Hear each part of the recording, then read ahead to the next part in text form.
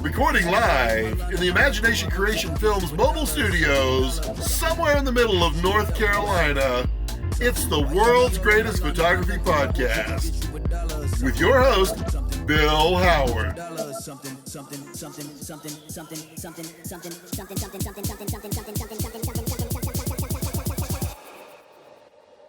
Thank you, Scott, and this is the world's greatest photography podcast, and I am your host, Bill Howard. We can be heard on iTunes, Spotify, Google Podcast, Amazon Alexa, Stitcher, CastBox, iHeartRadio, and any other ones you want to listen to. And you can also see us on YouTube at Conscious Creative Media. That's creative with a CRE8 IVE. And today's guest is, I don't know how to explain this. You may know him if you've heard the intro to this podcast. He's the owner, operator, director of photography, everything for Imagination Creation Films, Mr. Scott Balkum. Hi, Bill. Thanks for making it happen.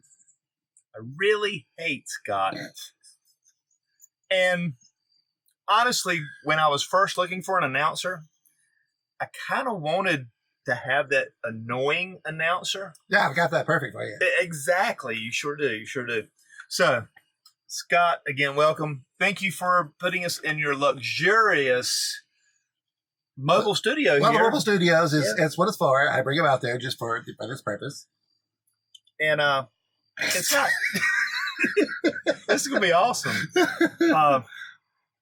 If you're actually just listening to this, just listening only, you need to go to YouTube because this is going to be one of those shows, I'm telling you. So, do you shoot much photography? I do. Do you say you're shooting wildlife? With the camera? With the camera. Oh, cool. Yeah. Because you're probably not a good aim otherwise. You need a wide angle, wide. No, lens. a shotgun, yeah. Okay. So anyway, when you're shooting, say, wildlife, and with a camera, do you do single shots, short burst, or do you spray and pray?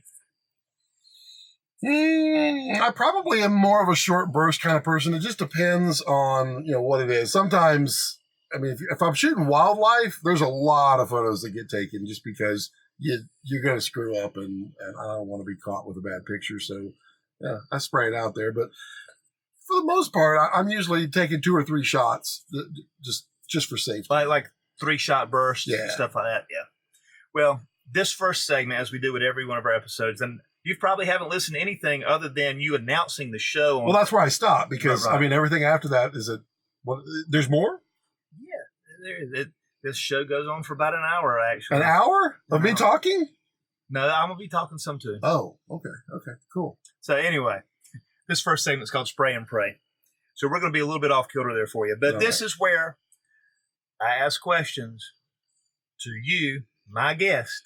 Because while this is the world's greatest photography podcast, I am not necessarily the world's greatest photography podcast host, but I am the only one. So, Scott, you ready for the spray and pray? I think I am. Yeah. Let's start with question number 1 for 100, please. DSLR or mirrorless? Mirrorless. Wow. It can be silent unless you're shooting a Sony, and then you don't want to deal with all the banding that occurs unless you have an A9. But I just kind of... I like the fast response that you get with the mirrorless versus the old DSLR. I mean, I was always a DSLR before mirrorless existed, but I evolved just like cameras evolved, and that's what I do. Well, I know you've got a Sony now. In fact, one of our cameras, this camera right here, is a Sony. This one? This one. Oh, okay. These two are. That one and this one. Okay, this, all right. Yeah, just that one. That one is a Sony. Okay. That's a Sony A7R Mark III, right? Maybe. I can't see that side of it. I believe it is, Bill. Okay. Well, this one and the one over here, right here, they're not a Sony. They're Nikons. But here's the question. And I know you've shot Canon in the past. I have shot Canon in the past. Canon, Nikon, or Sony? Today it's Sony. Previously, it was Canon. Before that, it was Nikon. Any reason? I go with what I like. No, not necessarily. When I first started in digital photography, I started with a Nikon D100. And I got it because it was the one that could do everything I wanted. It was a 6.3 megapixel camera, but it was a DSLR. Early on, 6.3, that was top. Yeah, it was amazing. And they were like, you could shoot 20 by 30. No, you can't. You could back then because no one knew any better. But, you can shoot 20 by 30 as long as you're standing 5 feet away from it. It's like, oh, wow, look at all the pixels. Then I went to the D200, and then from there, I jumped from Nikon to Canon. The reason is that I was tired of being pinned in by a APS-C size sensor, which is close to Super 35, those in the cinema world. But it's a crop sensor. It's small. I wanted wider shots. I wanted my 85 to be a full frame 85, which means I didn't have to use a 50 for my 85 portrait lens. So I moved over to the Canon, the 5D Mark III. And then from there, I used that for a long time. I dabbled around with the 80D and the 60D and the 7D and the 7D Mark II. Did you use any of these for video at the time? I used the 5D Mark III for video. I actually was using Magic Lantern a lot. Magic Lantern, for those that don't know, was a firmware hack that you could install on certain Canon cameras that allowed you to gain functions that Canon did not let you have, including shooting raw video on the Canon camera, which was amazing because anytime you can shoot raw, I mean, it's awesomer. But then I went from there. I moved more towards the cinema line of life, and to backfill that, I went to the Sony mirrorless, mostly because of the megapixels. So I dabbled with the A7S series. I did not like it. I went to the A7R series, so the A7R2, and then now this one, A7R3, mostly because it's 40-something megapixels. It will basically allow an 8K time-lapse, and the more Ks, the better. Especially if it's a diamond or gold. Or money. Yeah. I like Ks. Yeah. Speaking of which, he has a Patreon, but I do have a Patreon. If you put that you want the money to go to me, he won't let me know. Yeah, if you just Patreon / and then my name, or also PayPal me and my name. So you can find me there. Unsolicited. Totally. So lenses, OEM lenses, Tamron, Sigma, or other? I'm all over the place with lenses. I'm not brand loyal. A lot of people will laugh at that and say that I am. They just don't have a clue. I shoot the Sony because it fits the purpose that I need. I shoot other things because it fits the purpose. With lenses, I shoot what fits my purpose. Right now, that has a 20 millimeter Sigma. I have several other Sigma lenses that I use, but I also have the Canon 24-70. I shoot with that. I love the Canon 100 millimeter macro. I love Tokina lenses. I've owned Tamrons in the past. I mean, I'll shoot whatever. Right now, my kit is mostly Canons and Sigmas. And you said you used to shoot like a Rokinon as well? Oh, sure. I use Rokinons. It fit the purpose of the time. Now, is some of that have to do with your cinematography as well? Sure. I mean, I'm trying to become more efficient in everything that I do. And so getting lenses that can be more flexible for me. I used to be a prime guy, and then I kind of grew out of it. A lot of people are like, oh, primes are the best. Well, sure, they might be. They might be. But for me, I'm looking at speed of shooting, getting out there, getting the shot, and coming back in. Because a lot of what I do outside of other things, well, I guess we could dabble into that later. But as far as what I do, because they don't have a clue, because you never even asked. It seems really weird that you would do that. Well, I did them. I'm a little insecure about it. Yeah, but you didn't say what I am. I said, yeah, I did. I don't think so. But the Bill and I hate each other with a passion. When it comes to like choosing Rokinon, because I had a plethora of lenses, and I've since whittled that down to core lenses that I use the most. Now, if I'm on a project that requires me to shoot with a Canon 400 millimeter f4, then I'll go rent a Canon 400 millimeter f4. I don't care. I just, the ones that I own are the simplest and the most efficient lenses for me to use. I tend to be sort of a minimalist with my equipment as well. And as long as I've got the gaps that I need for the type of work I do, I don't need all the extras. Sure, I would love an 85 millimeter, but I don't need it because I have a 70-200, and the 70-200 I have is just as sharp as anything I've ever shot. So, and I've seen your equipment, and you're kind of that way as well. Yeah, I mean, my normal shooting, and this is for cinematography. Of course, they don't know anything about the cinematography part. We've only talked about stills, but this is the photography podcast. So I shoot with an 18-35 Sigma. I shoot with the 50-100 Sigma and the Canon 24-70. And then the Canon 70-200 f2.8. I shoot all those because they're all f2.8 or faster. They're all super, super sharp. They are all just beautiful lenses, minus the 24-70 Canon. I hate that lens.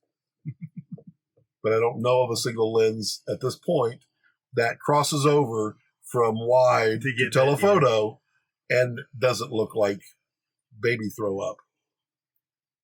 Well, you can follow us on Facebook and Twitter at Conscious Creative Media. And for Scott, our guest here, you can follow him at youtube.com/Scott Balkum. It's /. We're not Windows. / Scott Balkum. Just look up Scott Balkum on YouTube, as it is the second largest search engine. So Scott Balkum on anything will get you to where I am. There you go. Well, speaking of that, Facebook, Twitter, or Instagram? Yes. For the most part, I use Facebook. Twitter I use for mild interactions with a few of colleagues and friends that don't use other platforms. Instagram, I'm really not a fan.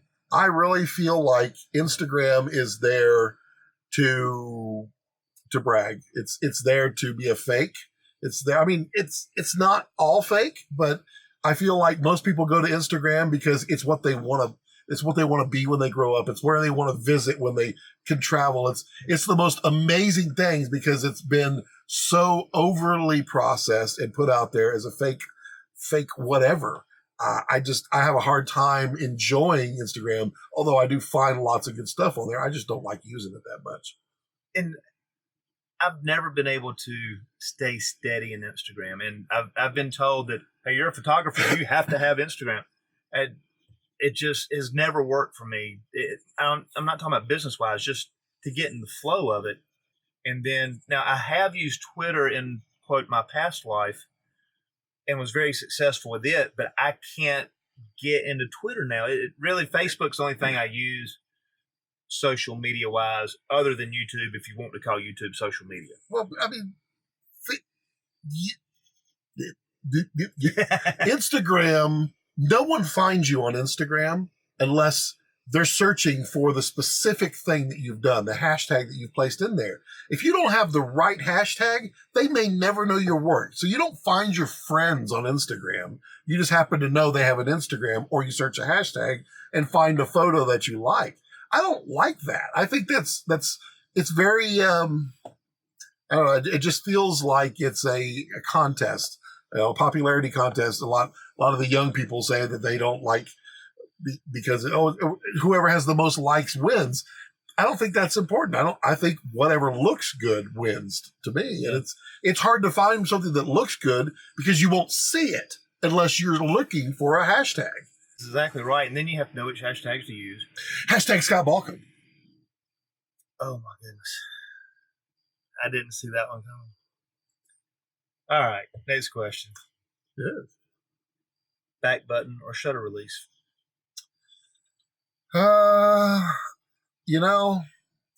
Sadly, I'm going to be a shutter release guy. It's nothing wrong with that. That's what I do. Yeah, it's a thing. I'm not. I think I've told in one of the prior podcasts, I mentioned that I believe more people are shutter release than what they will admit. Yeah, because they're almost frowned upon not to be a shutter release. I mean, not to be a back button shooter. I do live in shame most of my life because of that, but I've worked hard to overcome this. I mean, it's been a struggle. Sometimes I do this, but together we can all do this. Again, I did not see that coming. Now, Scott, he's kind of beat me up a little bit on not telling everybody what he does. He's a cinematographer, a filmmaker, primarily. Yes, he's got cameras, and this is the world's greatest photography podcast. But photography is more than just shooting stills. It delves into the video side. We've had real estate real estate photographers that do a lot of video, for instance, and that's going to bring me to this next question. That's not my typical spray and pray: manual focus or autofocus? Well, Bill, I like to use manual focus a lot. It's pretty much my bread and butter in my cinema world, mostly because autofocus is for chumps, y'all. No, it's not what you want. What we are doing in the world of cinema, and just to be clear, I am a photographer. I just shoot 24 photos every second continuously when I am working in the world of cinema. And manual focus allows me to be artistic with my usage.